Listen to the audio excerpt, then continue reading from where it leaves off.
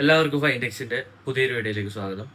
നമ്മളിന്ന് PSCയുടെ പ്രിലിമിനറി എക്സാമിനേഷന് വേണ്ടി തയ്യാറെടുക്കുന്നവർക്ക് വേണ്ടി 106/2022 LDC വാട്ടർ അതോറിറ്റിയുടെ മാത്സ് ക്വസ്റ്റ്യൻ പേപ്പർ ചെയ്യാനായിട്ടാണ് ഉദ്ദേശിക്കുന്നത്.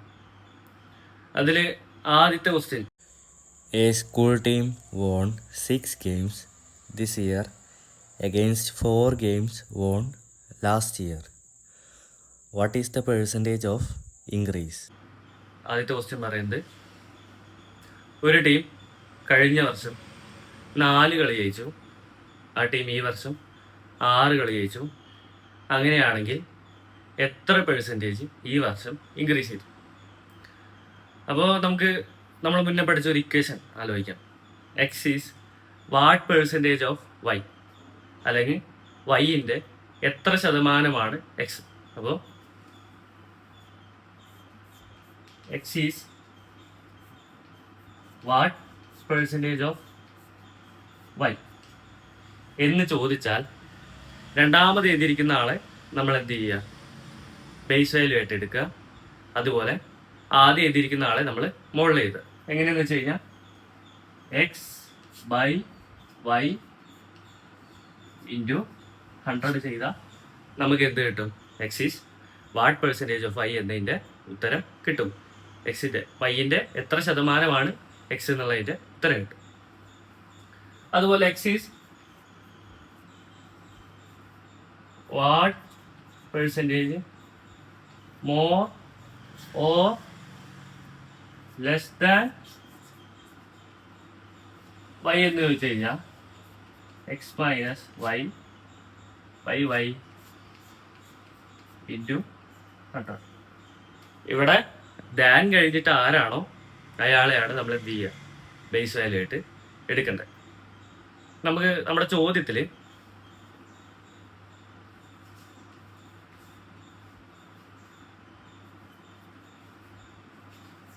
കഴിഞ്ഞ വർഷം 4 കളി ജയിച്ചു,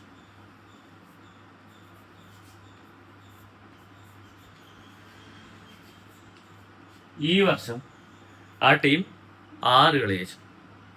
അപ്പോൾ ഇവിടെ 6 what percentage more or less than 4, അതാണ് ചോദ്യം. അതായത് ഇപ്പോൾ 6 കളി ജയിച്ച് നിൽക്കുന്നുണ്ട്, കഴിഞ്ഞ വർഷം 4 കളി ജയിച്ചേ. അപ്പോൾ 4 കളിയിൽ നിന്നും 6 കളിയിലേക്ക് എത്ര പെർസെൻറ്റേജ് കൂടി എന്നാണ് കണ്ടുപിടിക്കുന്നത്. എങ്ങനെയാവും? 6 ഈസ്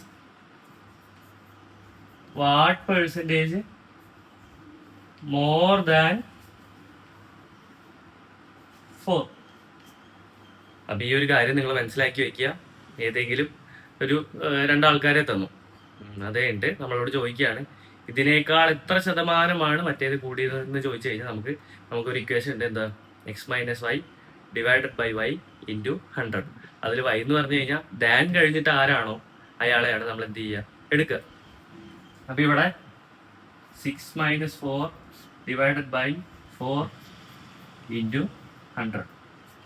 6 4 പോയി കഴിഞ്ഞാൽ 2 ബൈ 4 ഇൻറ്റു 100. 1 ബൈ 2 ഇൻറ്റു 100 സമം 50%. നമുക്ക് കുറച്ച് വിലകൾ കാണാപ്പാടം പഠിച്ചു കഴിഞ്ഞാൽ ഈ ചോദ്യത്തിൽ ഇവിടെ വെച്ച് തന്നെ നമുക്ക് എന്ത് ചെയ്യാൻ പറ്റും? ഉത്തരം പറയാനായിട്ട് പറ്റും. 1 ബൈ 2 എന്ന് വെച്ച് കഴിഞ്ഞാൽ 50%. 1 ബൈ 3 എന്ന് വെച്ച് കഴിഞ്ഞാൽ 33.33%. 1 ബൈ 4 എന്ന് വെച്ച് കഴിഞ്ഞാൽ 25%. 1 ബൈ 5 എന്ന് വെച്ച് കഴിഞ്ഞാൽ 20%. 1 ബൈ 6 എന്ന് വെച്ച് കഴിഞ്ഞാൽ 16.66%. 1 ബൈ 7 എന്ന് വെച്ച് കഴിഞ്ഞാൽ 14.28% ആണ്. 1 ബൈ 9 എന്ന് വെച്ച് കഴിഞ്ഞാൽ 11.11% ആണ്. 1 ബൈ 10 എന്ന് വെച്ച് കഴിഞ്ഞാൽ 10% ആണ്. അപ്പോൾ ഇങ്ങനെയുള്ള ഈ പെർസെൻറ്റേജിൻ്റെ കണക്കുകൾ നമ്മൾ കാണാപ്പാഠം പഠിക്കുകയെന്നുണ്ടെങ്കിൽ നമുക്ക് പെട്ടെന്ന് തന്നെ എന്ത് ചെയ്യാൻ പറ്റും? അത് പെർസെൻറ്റേജിലേക്ക് കൺവേർട്ട് ചെയ്യാൻ പറ്റും. ഇൻറ്റു 100 ചെയ്യേണ്ട ആവശ്യമില്ല. പകരം നമ്മൾ എന്ത് ചെയ്യുക? ഈ വിലകളൊക്കെ കാണാപ്പാഠം പഠിച്ചു വയ്ക്കുക. The rate of working of A and B are in the ratio 3:4. The number of days taken by them to finish the work are in the ratio A 3:4, B 9:16, C 4:3, D 16:9. Rate of working തന്നിട്ടുണ്ട്. അപ്പോൾ അതുകൊണ്ട് അവർ ഉദ്ദേശിച്ചിരിക്കുന്നത് efficiency, അതിൻ്റെ ക്ഷമത, അവർ ചെയ്യുന്ന കാര്യത്തിൻ്റെ ക്ഷമത. അപ്പോൾ ഈ ക്ഷമത കൂടുന്തോറും അവർക്ക് എന്ത് മതി, കുറച്ച് ദിവസം കൊണ്ട് തന്നെ അവരെന്ത് ചെയ്യും, ആ ജോലി കംപ്ലീറ്റ് ചെയ്യും. ഇനി കാര്യക്ഷമത കുറഞ്ഞു കഴിഞ്ഞാൽ അവരെന്ത് ചെയ്യും, കൂടുതൽ ദിവസം എടുക്കും ജോലി ചെയ്യാനായിട്ട്. അപ്പോൾ ഇവിടെ നമുക്ക് എഫിഷ്യൻസി 3:4 എന്ന് തന്നിട്ടുണ്ട്. കണ്ടുപിടിക്കേണ്ട കാര്യം നമ്പർ ഓഫ് ഡേയ്സ്, അല്ലെങ്കിൽ അവർ ജോലി തീർക്കാൻ എടുക്കുന്ന ദിവസങ്ങളുടെ എണ്ണം. അപ്പോൾ ഞാൻ പറഞ്ഞു എഫിഷ്യൻസി കുറയുന്നോ അപ്പോൾ എന്ത് ചെയ്യും, ദിവസങ്ങളുടെ എണ്ണം കൂടും. ദിവസങ്ങളുടെ എണ്ണം കൂടിയ എഫിഷ്യൻസി കുറയും. അപ്പോൾ ആ ഒരു കാര്യം അവർ രണ്ടുപേരും പരസ്പരം എന്താ, ഇൻവേഴ്സ്ലി പ്രൊപ്പോർഷണൽ ആയിരിക്കും, അല്ലെങ്കിൽ വിപരീത അനുപാതത്തിലായിരിക്കും. വിപരീത അനുപാതത്തിൽ നിന്ന് പറയുമ്പോൾ തന്നെ നമുക്ക് മനസ്സിലാക്കാം എന്താ, ഇവരിനെ നമ്മൾ എന്ത് ചെയ്താൽ മതി, തലയിരിച്ചിട്ടാൽ മതി. നമ്മൾ എന്ത് ചെയ്യുക, ജസ്റ്റ് അത് തിരിച്ചെഴുതുക.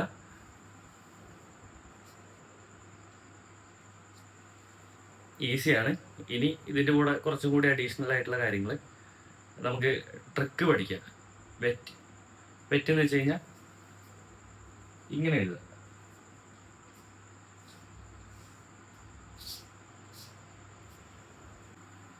ഇവിടെ W കൊണ്ട് ഉദ്ദേശിക്കുന്നത് വർക്ക്, അവർ ചെയ്യുന്ന പ്രവൃത്തി എത്രയാണോ അതിനെയാണ് W കൊണ്ട് ഉദ്ദേശിക്കുന്നത്.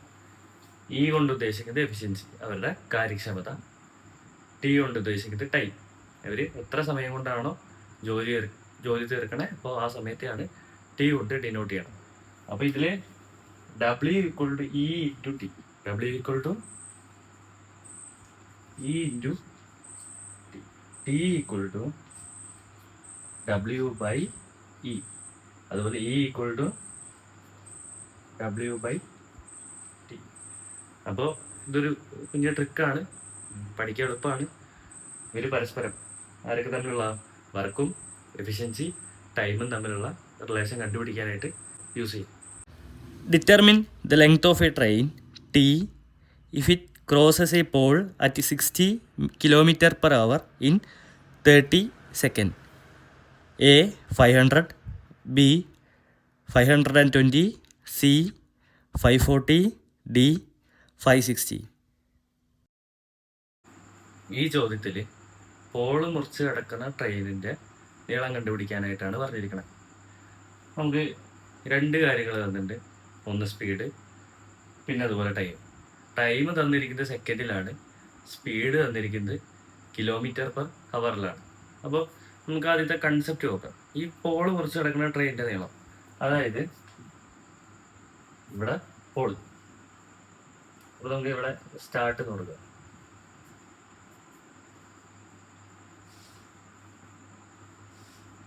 ഈ ട്രെയിൻ അതേപോലെ ഇവിടെ തന്നെ സ്റ്റാർട്ട് ഇട്ടാ,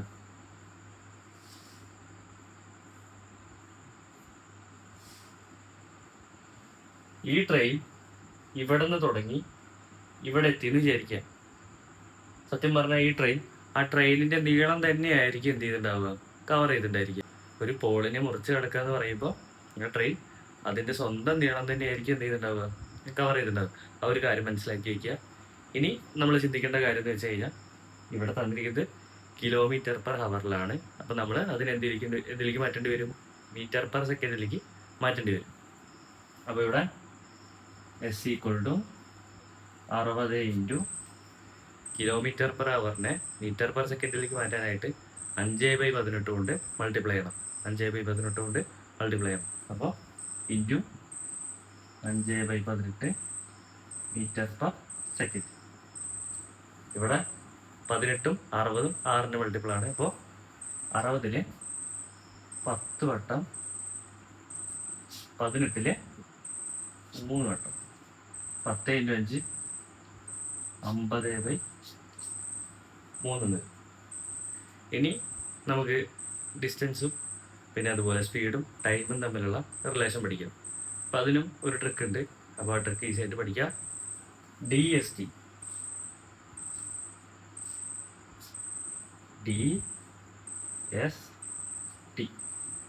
നേരത്തെ എഴുതിയ അതേ പാറ്റേണിൽ തന്നെ ഇതും പഠിക്കാൻ പറ്റും. D = s into t. T equal to d divided by s. S equal to d divided by t. അപ്പോൾ ഇങ്ങനെ ആ 3 ഇക്വേഷൻ നമുക്ക് എന്ത് ചെയ്യാൻ പറ്റും, എഴുതാനായിട്ട് പറ്റും.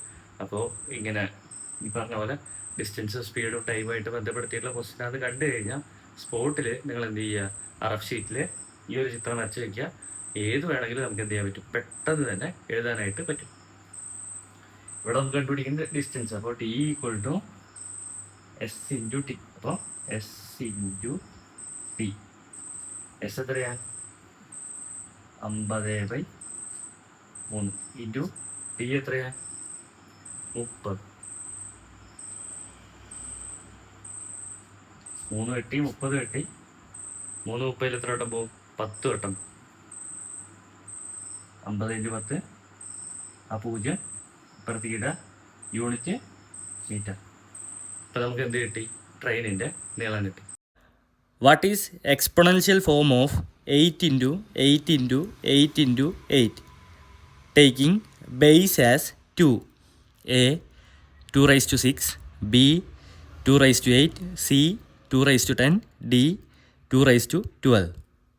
ഈ ചോദ്യത്തിൽ വന്നിരിക്കുന്ന 8 × 8 × 8 × 8നെ നമ്മൾ 2ൻ്റെ ബേസിലേക്ക് മാറ്റണം.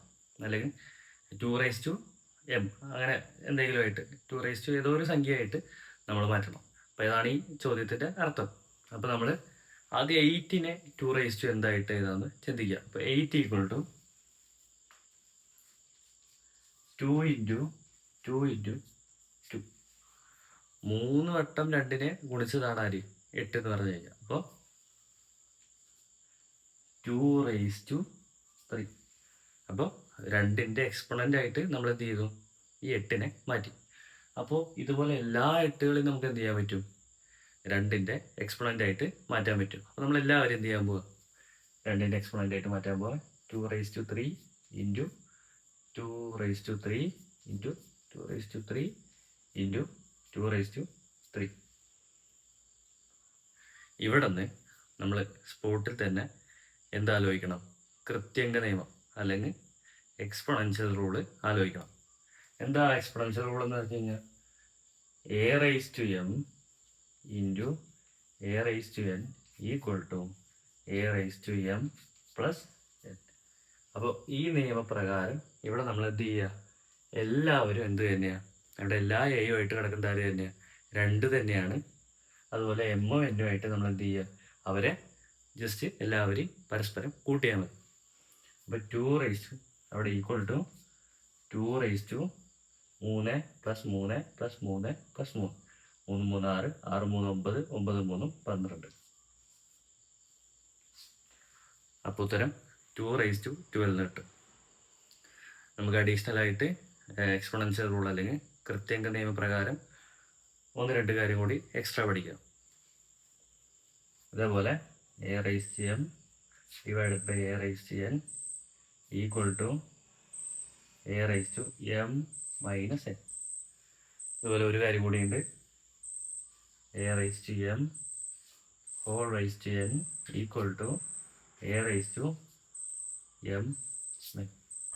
Which term of the arithmetic progression 21, 18, 15, etc. is minus 81? A 34, B 35, C 36, D 37. നമുക്കിവിടെ അരിത്മെറ്റിക് പ്രോഗ്രഷൻ തന്നിട്ട് അതിൽ ഫസ്റ്റ് ടേം 21, സെക്കൻഡ് ടേം 80, അങ്ങനെ പോയിട്ട് എത്രയാമത്തെയോ ഒരു ടേമായിട്ട് -81 തന്നിട്ട് നമുക്ക് nth ടേം കാണാനുള്ള ഇക്വേഷൻ അറിയാം. xn = f + n - 1 × d. നമുക്ക് എഴുതാം.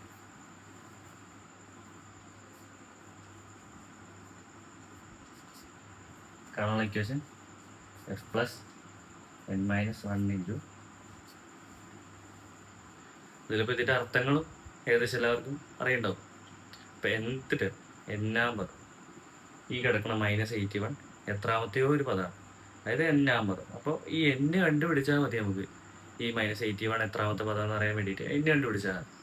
അപ്പോൾ nth ടേമായിട്ട് നമുക്ക് ആരും തന്നിട്ടുണ്ട്, -81 തന്നിട്ടുണ്ട്. അപ്പോൾ nth ടേമായിട്ട് നമുക്ക് അവിടെ എന്ത് ചെയ്യാം, -81 എഴുതാൻ പറ്റും.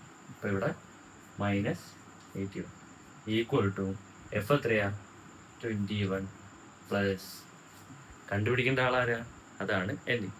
അപ്പോൾ n minus 1 into common difference. Common difference എങ്ങനെയാണ് കണ്ടുപിടിക്കുക? ഡി ആണ് കോമൺ ഡിഫറൻസ്.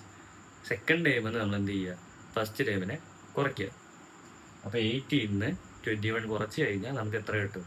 -3 എന്ന് കിട്ടും. അപ്പോൾ ഇവിടെ -3 എന്ന് കൊടുക്കുക. ശേഷം ഈ 21നെ ഇങ്ങോട്ട് കൊണ്ടുവരിക. -81 -21 ഈക്വൽ ടു ഈ ബ്രാക്കറ്റ് ഓപ്പൺ ചെയ്യുക. n ഇൻറ്റു -3 -3n -1 -3 പ്ലസ് 3 എന്ന് വരും. ഇവിടെ രണ്ട് നമ്പറുകളുടെ മുമ്പിൽ മൈനസ് വന്നു കഴിഞ്ഞാൽ സംഖ്യകളെ തമ്മിൽ കൂട്ടുക. എന്ത് ചിഹ്നം തന്നെ ഇടുക? മൈനസ് ചിഹ്നം തന്നെ ഇടുക. അപ്പോൾ ഇവിടെ 81ഉം 21ഉം കൂട്ടിക്കഴിഞ്ഞാൽ 102 വരും, ചിഹ്നം മൈനസ് വരും. ഇവിടെ എന്ത് വരും? -3n plus 2. ഈ +3 സമത്തിൻ്റെ പ്രതി വന്നാൽ എന്താവും? -3 എന്നാവും. -3 എന്ന് വരും. 102 -3 എത്ര വരിക? -105 എന്ന് വരും. അത് -3 തന്നെയാണ്. അപ്പോൾ ഇവിടുത്തെ ഈ മൈനസും ഈ മൈനസും വെട്ടിപ്പോയി. 3n equal to 105, n equal to 105 divide by 3 എന്ന് വരും. നമുക്ക് ഇവിടെ 10ൽ 3 എത്ര വട്ടം പോവും? 3 വട്ടം പോവും. എത്ര? 9 ബാക്കി 1 15ൽ 5 വട്ടം. ഉത്തരം 35 വരും. അപ്പോൾ 35th ടേം ആയിരിക്കും ആര് വരിക? 81 വരും. അപ്പോൾ ഇതുമായിട്ട് നമുക്കിവിടെ nth ടേം കാണാനുള്ള ഇക്വേഷൻ അറിയാം. അതായത് ഇപ്പോൾ ഒരു 25th ടേമൊക്കെയാണ് കണ്ടുപിടിക്കാൻ പറഞ്ഞിട്ടുണ്ടെങ്കിൽ നമ്മൾ എന്ത് ചെയ്യും?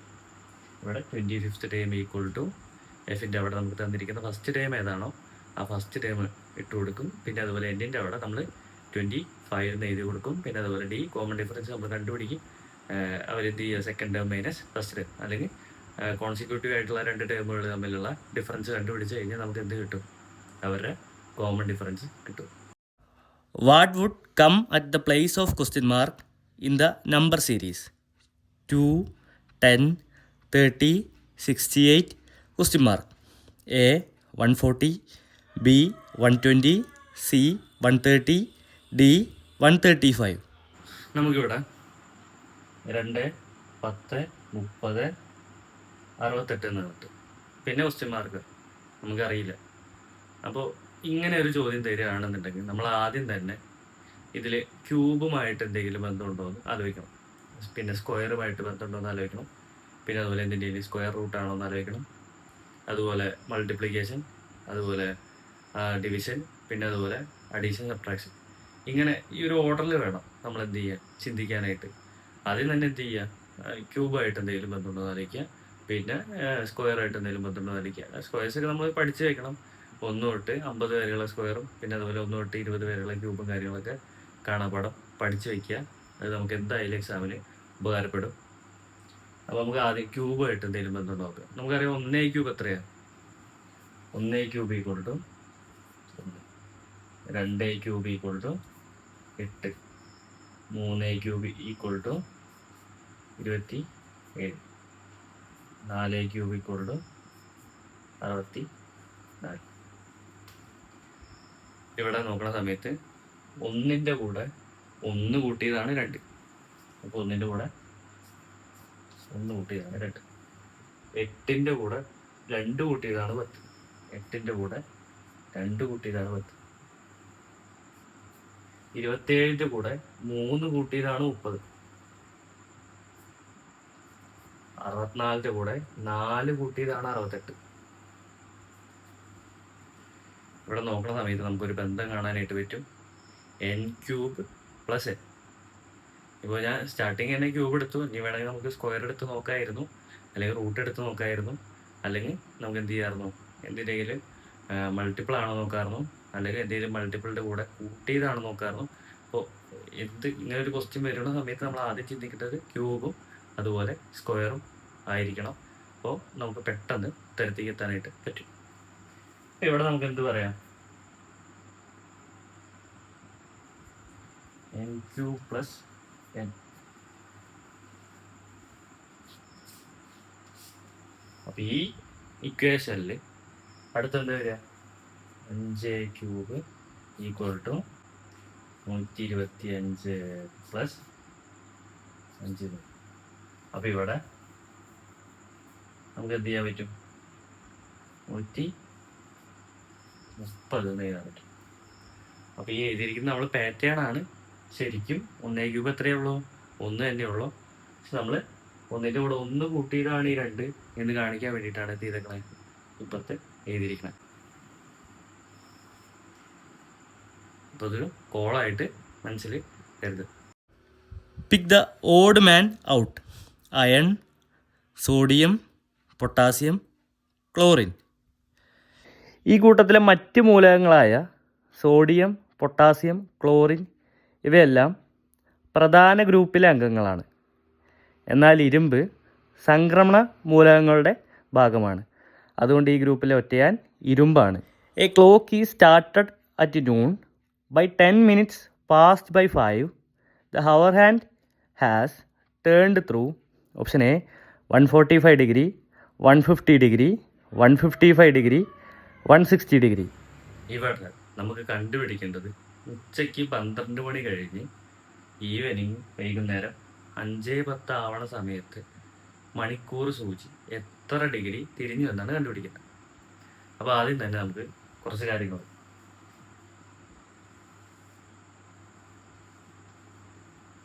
ഒരു പോയിന്റിന് ചുറ്റും എത്ര ഡിഗ്രി ഉണ്ടാവും? 360 ഡിഗ്രി ഉണ്ടാവും. നമുക്കറിയാം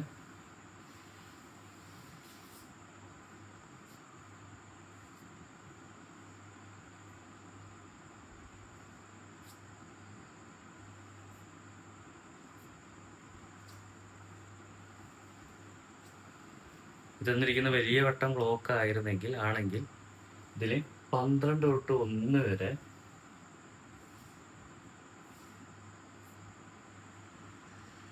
30 ഡിഗ്രി തിരിയും. 12 തൊട്ട് 1 വരെ 30 ഡിഗ്രി തിരിയും. അതാരാ? മിനിറ്റ് സൂചി. എന്നാൽ മണിക്കൂർ സൂചി എത്ര ഡിഗ്രി ആയിരിക്കും തിരിയുക? ഒരു മണിക്കൂറിൽ മണിക്കൂർ സൂചി എത്ര ഡിഗ്രി ആയിരിക്കും തിരിയുക? അപ്പോൾ 30 ഡിഗ്രി 60 മിനിറ്റ് എന്ന് പറയുമ്പോൾ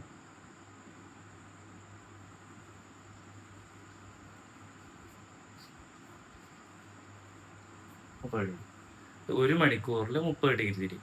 ഇനി നമുക്ക് ഒരു മിനിറ്റിൽ എത്ര ഡിഗ്രി തിരിയുമെന്ന് കണ്ടുപിടിക്കും. ഒരു മണിക്കൂറിൽ 30 ഡിഗ്രി തിരിയും. അപ്പോൾ ഒരു മിനിറ്റിൽ 30/60 എത്ര വരിക? 1/2 ഡിഗ്രി തിരിയും. ആര്? മണിക്കൂർ സൂചി. ഇനി നമുക്ക് എന്ത് ചെയ്യാം? ഈ 5:10 12 തൊട്ട് 5:10 വരെ എത്ര ഡിഗ്രി തിരിഞ്ഞു എന്ന് കണ്ടുപിടിക്കാം. നമുക്ക് മനസ്സിലായി ഒരു മിനിറ്റിൽ മണിക്കൂർ സൂചി 1/2 ഡിഗ്രി തിരിയും.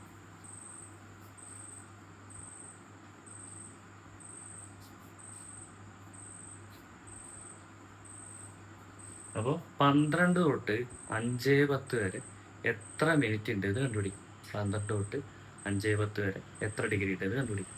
അപ്പോൾ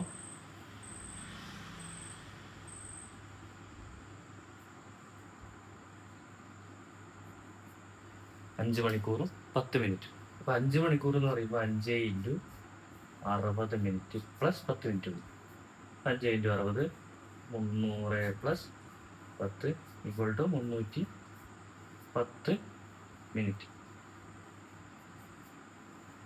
നമുക്കറിയാം ഒരു മിനിറ്റ് മണിക്കൂർ സൂചി 1/2 ഡിഗ്രി തിരിയും എങ്കിൽ 310 മിനിറ്റിൽ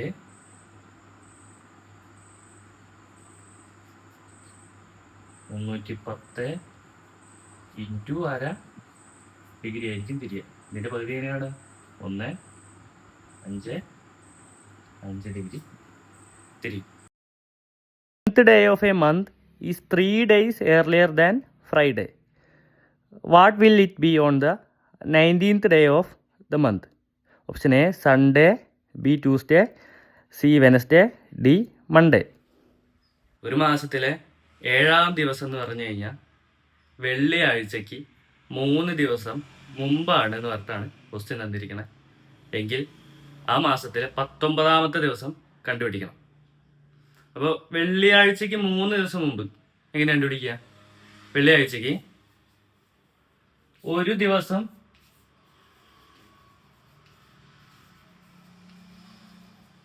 മുമ്പ് എന്ന് പറയുമ്പോൾ വ്യാഴം, 2 ദിവസം മുമ്പ് എന്ന് പറയുമ്പോൾ ബുധൻ, 3 ദിവസം മുമ്പ് എന്ന് പറയുമ്പോൾ ചൊവ്വ. വെള്ളിയാഴ്ചക്ക് 3 ദിവസം മുമ്പ് ആര് വരിക? ചൊവ്വാഴ്ച വരും.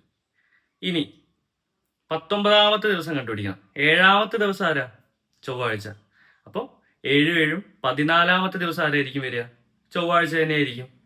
ഇനി അത് കണ്ടുപിടിക്കാനായിട്ട് ഒരു വഴിയുണ്ട്. നമുക്ക് ആ വഴിയിലേക്ക് കുറച്ചും കൂടി ഒരു ഇക്വേഷൻ പോലത്തെ ഒരു ഭാഗം, അപ്പോൾ അതായിരിക്കും പഠിക്കുന്നത് കുറച്ചുകൂടി നല്ലത്. ഇതെന്ന് പറഞ്ഞു കഴിഞ്ഞാൽ നിങ്ങൾ മനസ്സിലാക്കി വയ്ക്കുക, 7-ാമത്തെ ദിവസം ചൊവ്വാഴ്ചയാണെങ്കിൽ അതിൻ്റെ കൂടെ 7 കൂട്ടിയിട്ടുള്ള 14-ാമത്തെ ദിവസം എന്ത് തന്നെ വരിക? ചൊവ്വാഴ്ച തന്നെയായിരിക്കും വരിക. നമുക്ക് നേരെ ഇക്വേഷൻ നോക്കാം. 19 മൈനസ് 7 എത്ര വരിക? 19-ാം തീയതിക്കും 7-ാം തീയതിക്കും ഇടയിൽ എത്ര ദിവസം ഉണ്ട് നോക്കുക. അപ്പോൾ 19 മൈനസ് 7 12 ഡേയ്സ്, 12 ദിവസങ്ങളുണ്ട്. അതിൽ 7 എന്ന നമ്പർ എത്ര വട്ടം റിപ്പീറ്റ് ചെയ്യേണ്ടത് നോക്കുക. അപ്പോൾ ഈ 7 എന്ന നമ്പർ നോക്കണത് എന്തിനാ? ആ ആഴ്ചയിൽ എത്ര തവണ ചൊവ്വാഴ്ച വരുന്നത് കണ്ടുപിടിക്കാൻ വേണ്ടിയിട്ട്. അതായത് നമ്മൾ പറഞ്ഞു 7 കഴിഞ്ഞിട്ട് അടുത്ത ചൊവ്വാഴ്ച വരുന്നത് എപ്പോഴായിരിക്കും? 14-ാമത്തെ ദിവസമായിരിക്കും. 7-ാം ദിവസം ചൊവ്വാഴ്ചയാണെങ്കിൽ 14-ാം ദിവസം തന്നെ ആയിരിക്കുള്ളൂ, ചൊവ്വാഴ്ച തന്നെ ആയിരിക്കുള്ളൂ. അപ്പോൾ അതിന് വേണ്ടിയിട്ട് നമ്മൾ ഈ 12-നെ 7 കൊണ്ട് ഡിവൈഡ് ചെയ്യും. അപ്പോൾ നമുക്ക് ശിഷ്ടം 5 കിട്ടും. അതായത് ഈ 12 ദിവസങ്ങളുടെ ഇടയിൽ ഒരു വട്ടം മാത്രമേ എന്തുള്ളൂ? 7 ദിവസങ്ങൾ വരുന്നുള്ളൂ. അപ്പോൾ അതായത് ഒരാഴ്ച ഈ 12 ദിവസങ്ങൾ ഒരു വട്ടം മാത്രമേ വരുന്നുള്ളൂ. അപ്പോൾ അതായത് ചൊവ്വാഴ്ച 14-ാം തീയതി വരും. അതായത് ബാക്കി എത്ര ദിവസങ്ങളുണ്ട്? ബാക്കി 5 ദിവസങ്ങളും കൂടി ഉണ്ട്. അപ്പോൾ നമ്മൾ ഈ ചൊവ്വാഴ്ചയുടെ കൂടെ ഈ 5 ദിവസങ്ങളെ കൂടി കൂട്ടും. ചൊവ്വ കഴിഞ്ഞാൽ ബുധൻ, വ്യാഴം, വെള്ളി, ശനി, ഞായർ. അപ്പോൾ ചൊവ്വ കഴിഞ്ഞിട്ട് 5 ദിവസം കൂടി കൂട്ടിക്കഴിഞ്ഞാൽ ആരായിരിക്കും വരിക? ചൊവ്വ കഴിഞ്ഞാൽ ബുധൻ, വ്യാഴം, വെള്ളി, ശനി, ഞായർ. അപ്പോൾ ഞായറാഴ്ച ആയിരിക്കും ഉത്തരം വരിക.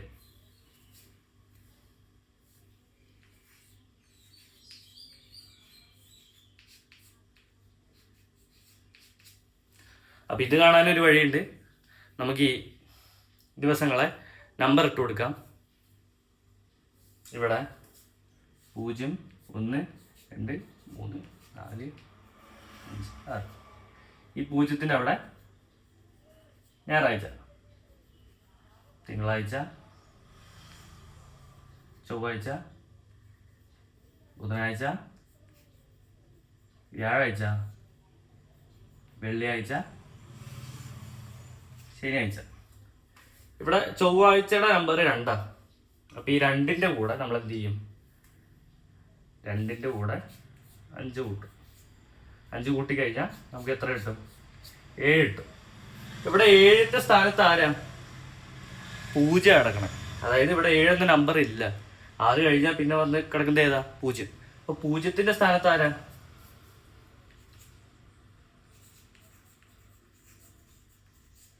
0-ൻ്റെ സ്ഥാനത്ത് ഞായറാഴ്ചയാണ് കിടക്കണേ.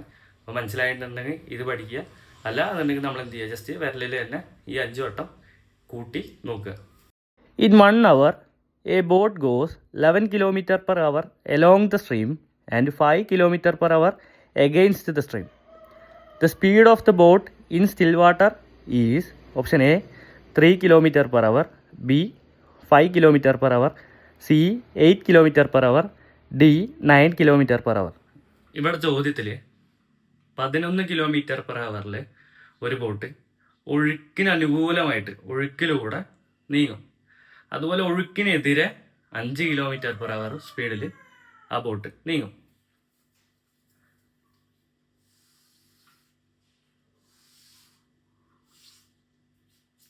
ഈ ഒഴുക്കിന് അനുകൂലമായിട്ട് ഇവിടുന്ന് ഇവിടേക്കാണ് വെള്ളം പോണെന്ന് വിചാരിക്കുക. അപ്പോൾ 11 km/h. അതുപോലെ നേരെ ഓപ്പോസിറ്റ് ആയിട്ട് ഈ ഒഴുക്കിന് എതിരെ ഈ ബോട്ട് നീങ്ങുന്നത് 5 km/h സ്പീഡിലാണ്. ഇനി ഈ റിവർ ഒഴുക്കില്ലാതെ നിൽക്കുകയാണെങ്കിൽ അതിലൂടെ എത്ര km/h സ്പീഡിൽ ആ ബോട്ട് നീങ്ങുന്നതാണ് നമുക്ക് കണ്ടുപിടിക്കേണ്ടത്. അപ്പം അതിനായിട്ട് നമുക്കൊരു ഇക്വേഷൻ ഉണ്ട്. സ്റ്റിൽ വാട്ടർ സ്പീഡ് കാണാനായിട്ട്, അല്ലെങ്കിൽ നിശ്ചല ജലത്തിലെ വേഗത കാണാനായിട്ട്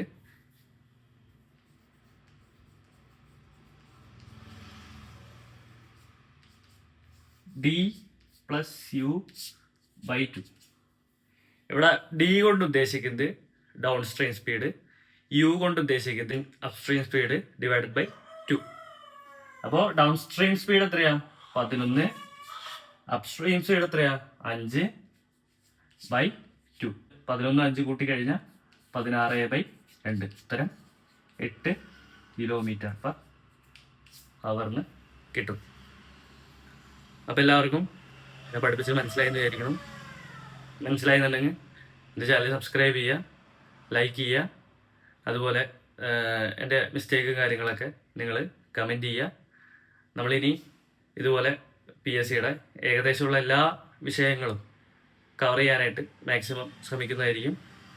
നമ്മുടെ പ്രിലിമിനറി എക്സാമിനേഷൻ എല്ലാവരും പാസ്സാവാനായിട്ട് ഞാൻ ആശംസ നേരുന്നു.